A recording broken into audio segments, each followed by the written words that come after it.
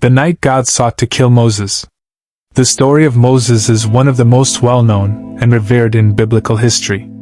From his miraculous survival as an infant to his calling at the burning bush and his leadership in delivering Israel from Egypt, Moses' journey is filled with divine interventions and extraordinary challenges. However, nestled within the 4th chapter of Exodus lies one of the most perplexing and mysterious moments of his life: the night God sought to kill him. In Exodus 4 verses 24 to 26, we find a brief yet striking account. After God calls Moses to confront Pharaoh and lead the Israelites out of Egypt, something unexpected happens. As Moses, his wife Zipporah, and their son journey towards Egypt, God himself meets them and seeks to put Moses to death. The passage provides little explanation, and its brevity has led to centuries of theological debate. Why would God, who had just commissioned Moses for a great mission, suddenly desire his death? What sin had Moses committed? And how did Zipporah's quick action in circumcising their son avert divine judgment? To understand this enigmatic event, we must delve deeper into biblical themes of obedience, covenant, and divine justice. Through a detailed narrative reconstruction, this story will explore the possible reasons behind God's actions, providing historical and theological insights while painting a vivid picture of that fateful night. Hold on a second. Tap that like button. Drop a comment below, and don't forget to subscribe and share this video with your friends.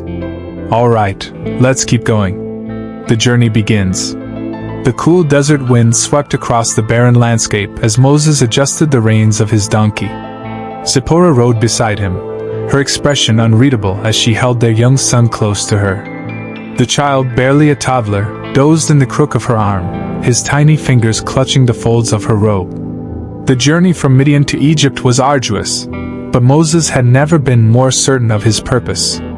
The voice of God had thundered from the burning bush, commanding him to go and demand the release of his people. He had hesitated, argued even, but in the end, he had obeyed. Still, a shadow of unease lingered in his heart. He was returning to Egypt, the land where he was once a prince but now a fugitive. His memories of the palace had faded over the years, replaced by the simple life of a shepherd. Now, he would confront Pharaoh, demanding the impossible. It was a task beyond human strength, but God had promised to be with him. Yet, on this night, under the canopy of stars, something was amiss. A deadly encounter.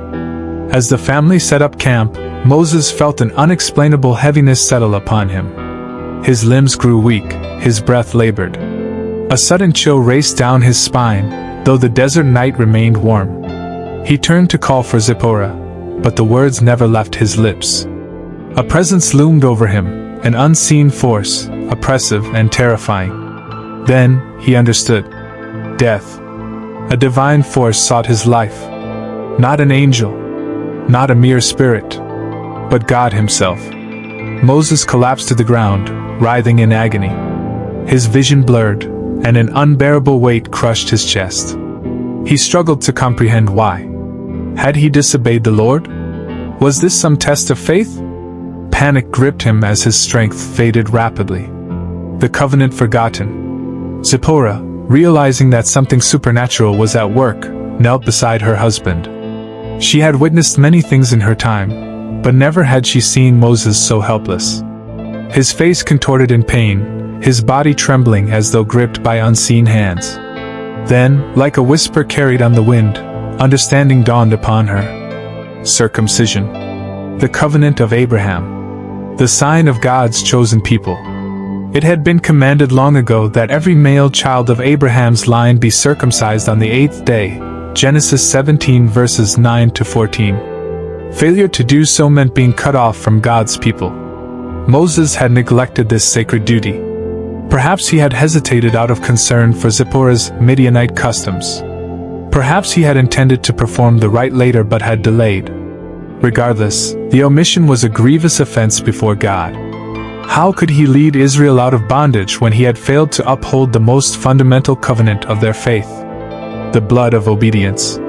Zipporah wasted no time. With steady hands, she took a flint knife and grasped her son's tiny foot. The boy stirred, his sleep disturbed by the sudden movement. Muttering prayers under her breath, she performed the act swiftly. A sharp cry pierced the night air as the child's blood mingled with the dust of the desert. She then took the foreskin and touched it to Moses' feet, a symbolic gesture of atonement.